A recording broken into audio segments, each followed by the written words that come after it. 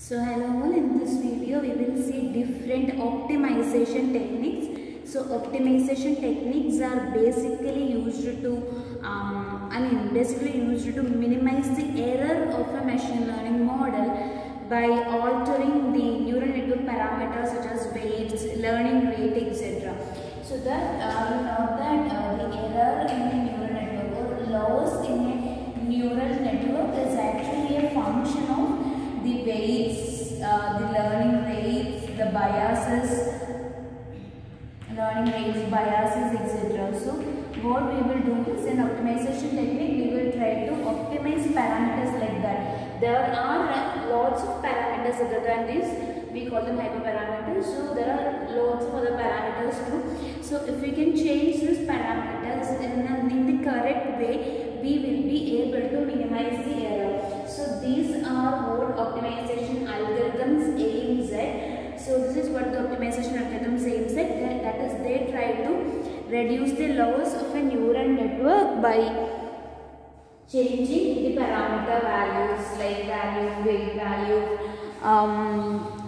biases, value, learning rate, etc. So we will see these optimization techniques, that is gradient descent with momentum, stochastic gradient descent, mini batch descent, Nestro accelerated gradient, Adagrad, RMS probe, and ADAM. These are the optimization techniques that we will be discussing in this video.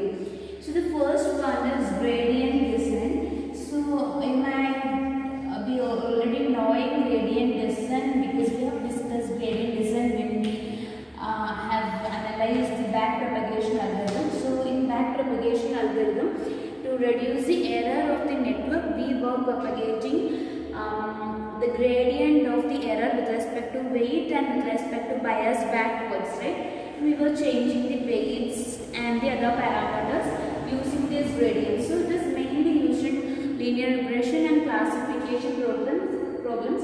This is the most basic and maybe most used one. Okay, so you know that in backpropagation the weights were updated like new weight is equal to old weight minus some learning rate into the contribution of weight in the error, right? So this is what we were doing in gradient descent. So this is how we do it. So this is basically gradient descent. So when it comes to biases, you will find the new bias by subtracting the learning rate into dou I by dou W from alpha into dou I by dou W from the all bias. So this is how you used to update weights and biases in every iteration of the network. So that is gradient descent. Okay. So we can use the notation delta J of theta, where theta could be weight or theta could be bias, to represent dou E by dou W. So this actually represents dou E by dou W. So it could be error, weight, dou W. This could be, this is the error or loss. Here it could be weight or bias. So we are using the term delta J theta to represent the contribution of weight or bias in the error. So this is, we can write it as theta. Here theta would be weight, so biases. Okay.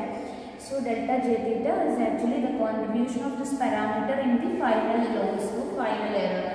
So if we are using that notation, we can represent it as theta nu is equal to theta old minus alpha into delta J theta.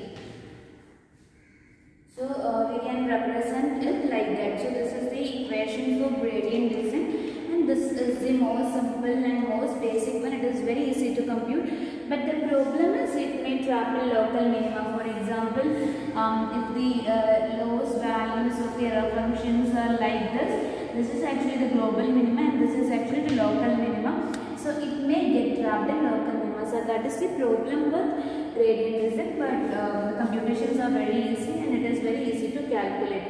So this is the equation for gradient descent. Now we have another way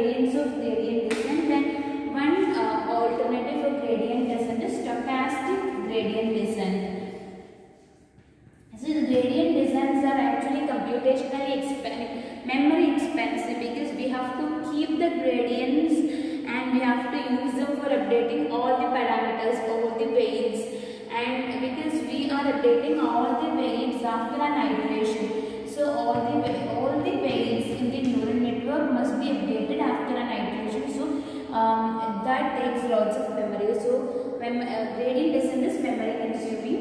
To avoid that, we'll be using a stochastic gradient descent.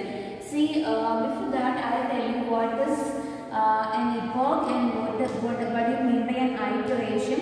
So both there's a difference. See, if there are some 1000 rows in the data set or 1000 data points in the data set, every iteration, I mean, it will be having 1000 iteration. One iteration is for one data point. And epoch is how many times algorithm will be running over this entire data set. So if there are 2 epochs, that means that 2 into 1000 iterations will be there.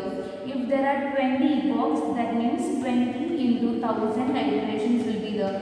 Because in every epoch, the complete data set must be iterated on. So if there are 2 epochs and 1000 rows in the data set, there will be 2 into 1000 iterations. If there are 20 epochs and there are 1000 rows in the database, there will be 20 into 1000 iterations. So in case of gradient descent, we will be doing it in every epoch after the complete iteration. So we may, if there are just 2 epochs, we will be just doing it 2 times. So that is how the weights in gradient descent are updated in just 2 times. So we have to keep the value till the end of an iteration.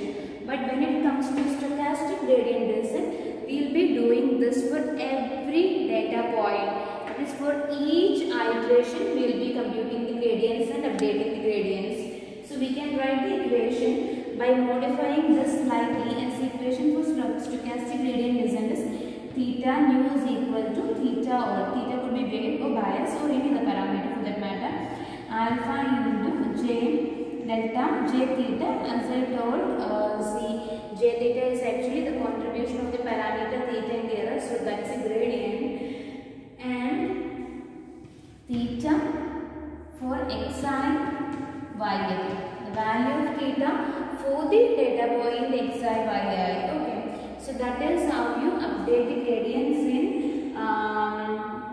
stochastic gradient descent. Here xi yi are the training example. There will be more attributes or features to it. Here xi is actually the data part and yi is the label part. So for every data point, if there are 100 rows in the data set, for every 100 data point, we will be updating the gradient, so that we don't have to keep the gradients, we don't have to store the gradients, because for every data point we are immediately finding out the gradients and we are updating it. So we don't have to store the gradient, so that it is less memory expensive compared to gradient descent. But there would be very high variance of model parameters, because when we are updating gradient for a simple data point, we are not considering the other data points. So there could be higher variance when it converts to the loss function, because see, there are actually lots of parameters. So in gradient descent, what happens is, since we are doing it at the end of an epoch, we have an idea about all the other data points in that set. But when it comes to stochastic gradient descent, we are doing it for every single data point, so that we don't have much idea about the remaining data points which are unseen. So that can make a very high variance in the model parameters. So it may shoot even after getting a global minimum. Yeah, it is less memory inexpensive compared to stochastic gradient descent. So we have something which you know that both gradient descent and stochastic gradient descent are in different extremes, because in case of gradient descent, it is updating the gradients or model parameters after every epoch. Here it is doing after every training example. So these are two different extremes. So we have something known as a mini batch gradient descent, which lies between these two. That is, it won't do it immediately after each iteration, but it won't even wait for the complete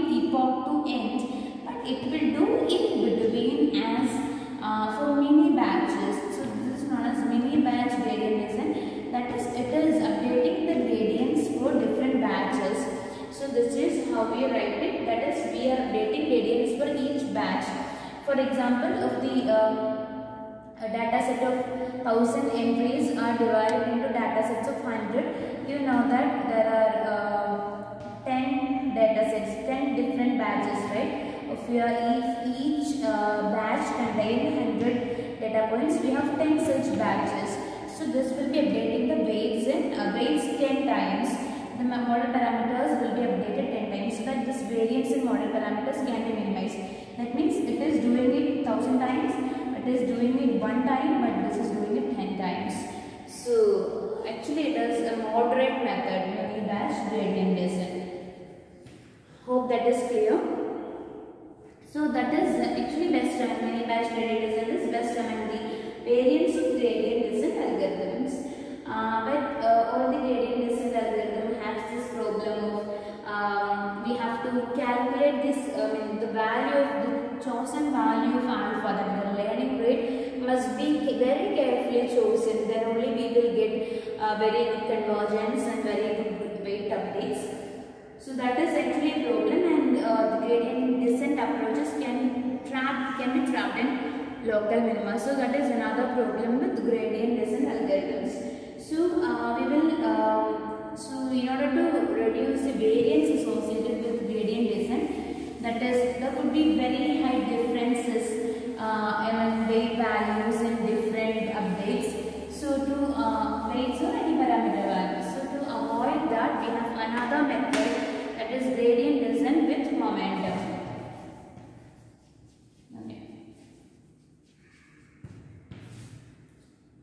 So, see the equation for momentum, simply momentum can be written as the momentum at the time t can be written as some beta into momentum at the point t minus 1 plus 1 minus beta into the current attribute, current parameter value theta t. So, this can be written like this. So, see when it comes to linear regression like this, for example, if we have data points like this and if we want to find the line of best fit, that is what regression is all about, right? So what happens is beta is actually parameter whose value is usually 0.9 in machine learning, and v of t minus 1, initially v of 0 is taken as 0. So v of t minus 1 is actually the momentum of the previous this is actually the running average of the previous point. Now 1 minus beta in this is theta is the next point. So actually we are considering the previous point and the next point to find out the way in which the gradients are changing. Okay, so that so we will see how we can do that, assuming that beta is 0.9. So initially V0 will be the first. When we start with that, there is no momentum, right? No running average, so it will be 0. So when you compute V1, this time will be 0 because V of 0 is 0. Next 1 minus B. If it is 0.9, it is 0.1 into current point, current parameter value, is the value of the next parameter.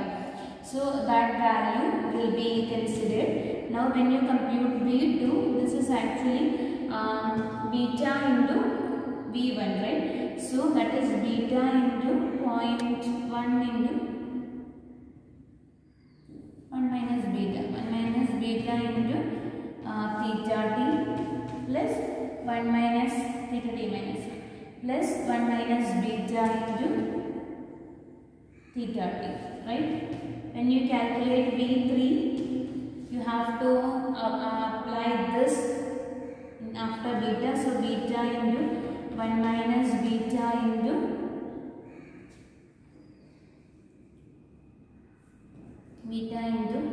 this is first beta, then 1 minus beta into beta these times theta t plus 1 minus beta into theta t plus 1 minus beta into theta t. So this is how you find it out for the higher order terms.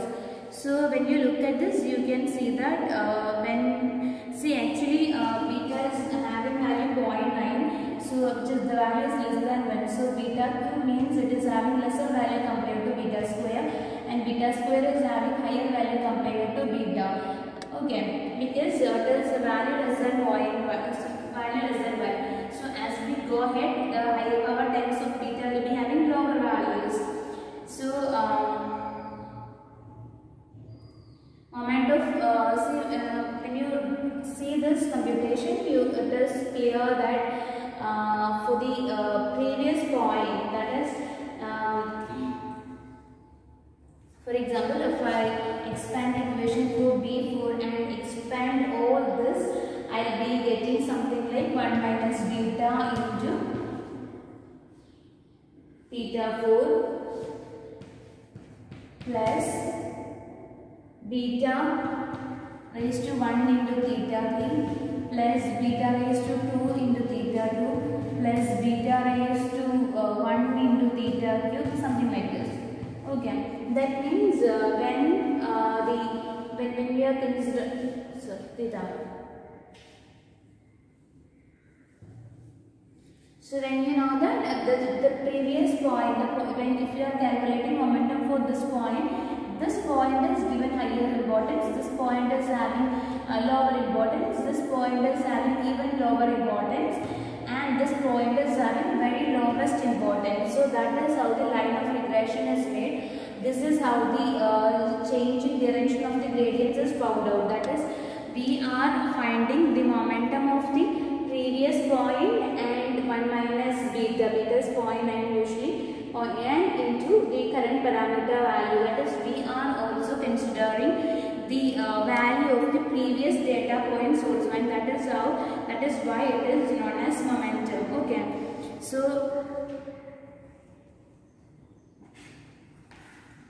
this is momentum. That is, we are considering the direction of change of gradients for the previous points also. So this can reduce the very high variance of the data points. That is, the weight values cannot be rapidly increasing and rapidly decreasing like this.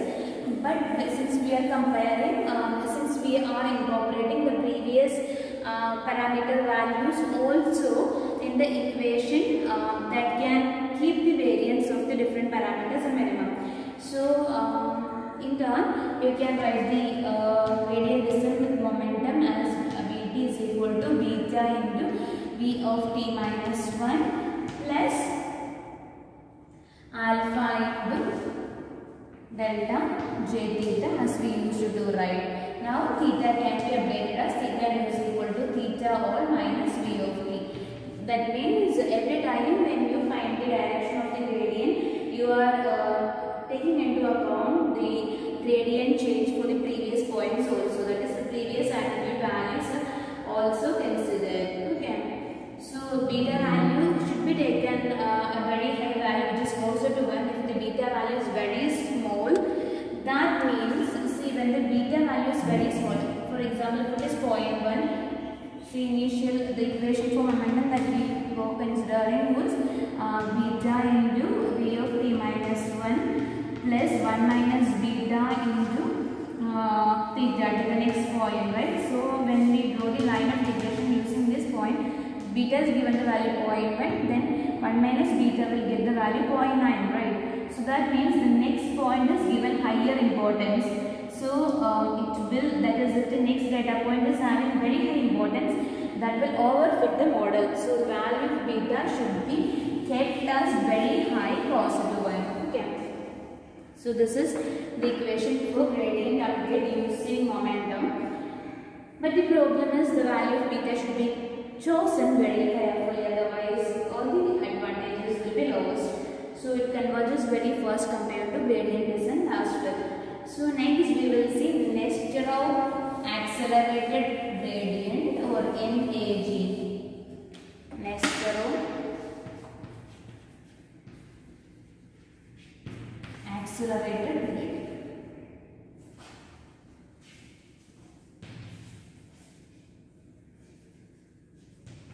Nesterov accelerated gradient or NAG. Okay, so here the NAG, what it does is it actually look ahead. So what happens is it is incorporating look ahead. That is, it is looking ahead and seeing the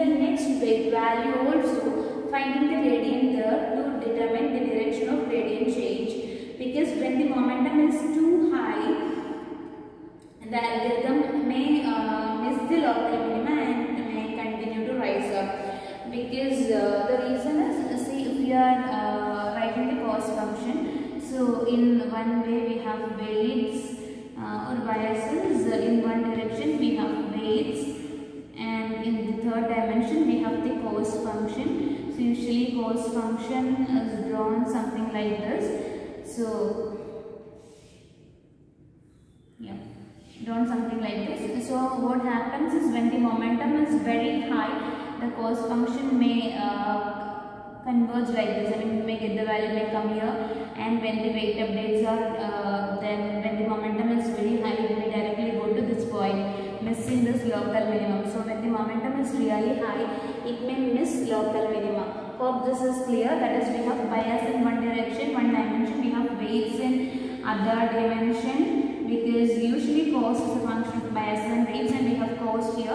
And if you are drawing the cost graph, the cost, as we go on trading, the cost will decrease, right? But when it keeps on decreasing, at some point if the momentum is really high, the cost can miss this local minimum and go straight to this point, because if the weight updates were very high, the weight update value is very high, it may miss this weight value and it may take this weight value, so that this cost function will miss this local minimum. So to avoid that, what we will do is, in look aheads, in Nastro accelerated gradient, we have look aheads. That is, if we are here, we will take the weight value here and find the gradient. If the gradient is in negative direction, that is fine, we can take that. Now when we come here, we will take the weight, find the weight value here and we will find the gradient. If the gradient is in this direction, negative direction, we can take that. Now when we are here, we will find out the gradient at this next point. If the gradient is in negative direction, we can take that, because we are converging to a minimum. And when we are at this point, and if we are analyzing the gradients at this point, you know that the slope of the graph is positive. That means the cost function value will be increased, so that we won't be updating the weights to this particular value. Instead, we will update the weights with a very small value, so that we can reach this point. So that is the advantage of look ahead. That is, we are looking ahead and updating the parameter values very carefully, so that we don't miss any minimum. So the equation is actually we have minimums here also. We have momentums here also, but we are initializing that very carefully. So just like that, beta into v of t minus 1, just like the momentum that we used to do. Now when we find out the gradient, we are really careful about it. So delta j, and it is not just theta, but theta minus beta into v of t minus 1.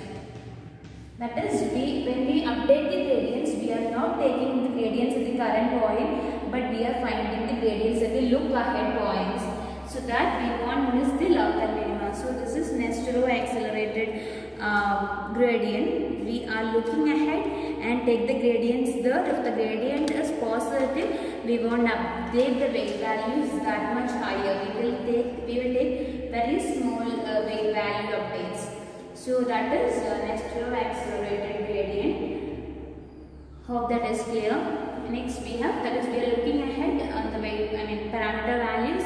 We are updating, we are finding the gradients there. If the gradient is positive, we won't take that.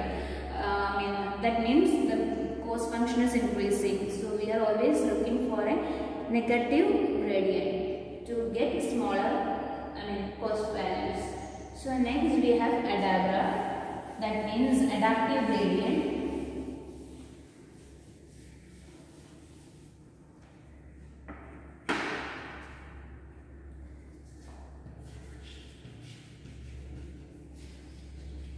So ADAGRA stands for adaptive gradients, and one of the disadvantages of all the optimization algorithms explained earlier is that learning rate is constant for all the parameters.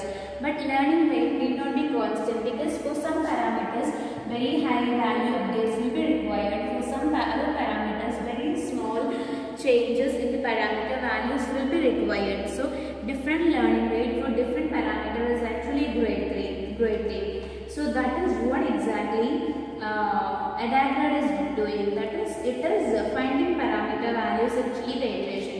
That is, if you are representing the learning rate using eta, we'll take alpha itself because we were using alpha all this while. So alpha, it will find the value of alpha at the time t. So that is earlier for all the optimization methods we were using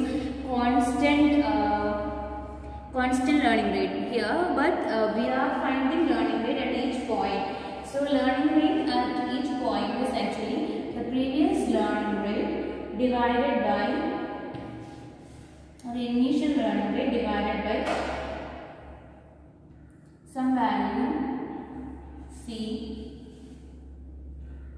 T plus error. See, this is used to do our division by 0 issue. This epsilon value. Okay. Now I will tell you what is this CT. CT is actually the sum of gradients till this point, the cumulative sum of gradients till this point. That is sigma I is equal to 0 to t delta j theta square. So this is theta and CT, that is the cumulative sum of gradients till this point. That is what we denote by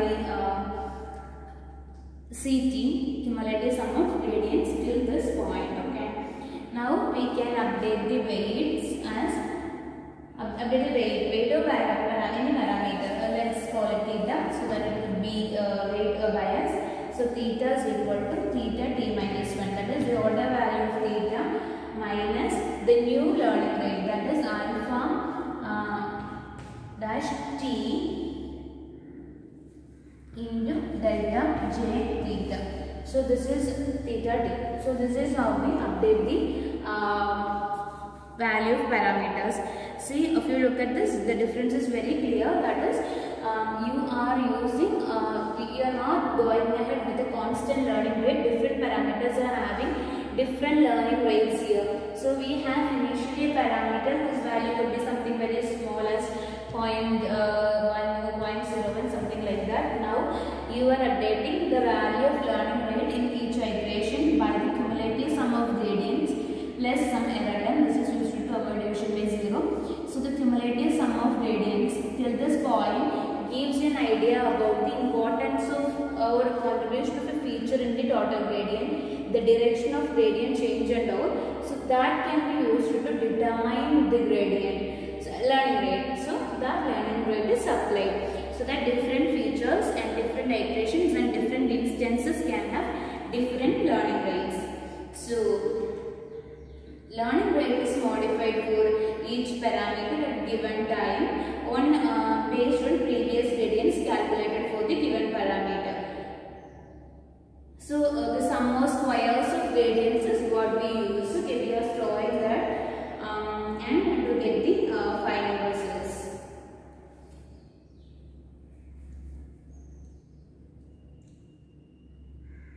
Now the next algorithm for optimization that we will see is RMS or root mean square propagation.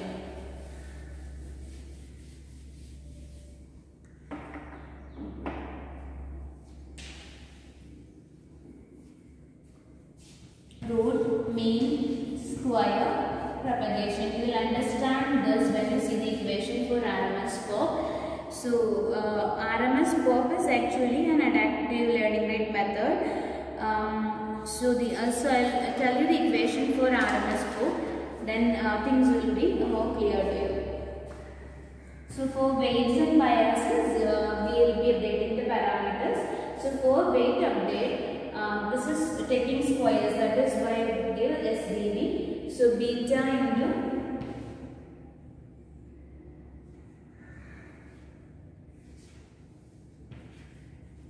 the previous value plus 1 minus beta into dw square. That is, we are taking the squared weight values to get the next value. Okay.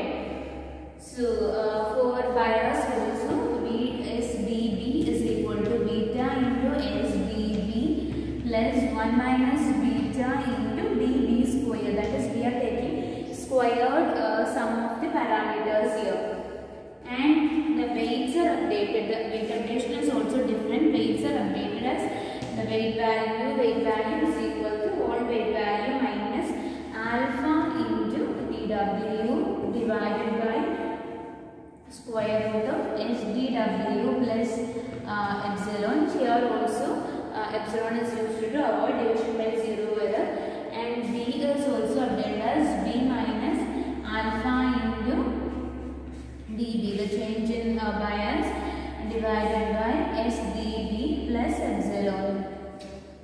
Okay, so this is how we update the weights and biases in the network. See, when the value of W is really high, when the value of W is really high, this term SdW also will be really high, because we are taking square roots of weights here, right? So this term also will be really high, and it will keep this whole thing minimum. Okay.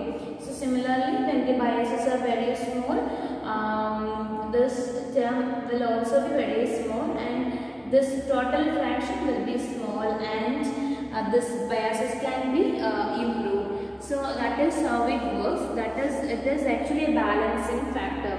So when some quantity is growing high, that can be kept to a minimum by taking the square root of the squares, sum of squares here.